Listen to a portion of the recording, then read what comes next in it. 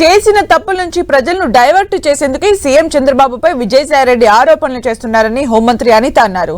విజయవాడలో జిల్లా జైలును ఆకస్మికంగా సందర్శించారు. గతంలో జైలు అధికారులపై ఆరోపణలు రావడంతో వాస్తవాలు తెలుసుకోవడానికి వచ్చామని తెలిపారు. 5 ఏళ్లలో వైసీపీ నేతలు రాష్ట్రాన్ని దోచుకు తిన్నారని ఆరోపించారు. ఇదైతే అతగాడు ఆ పోర్టుని 6,000 కోట్ల రూపాయలున్న పోర్టుని 594 కోట్ల రూపాయలకి ఎలాగైతే పీకల మీద కత్తి పెట్టి రాయించుకున్నాడో ఆ విషయాలన్నీ ప్రజలకు తెలియజేయడం అయింది.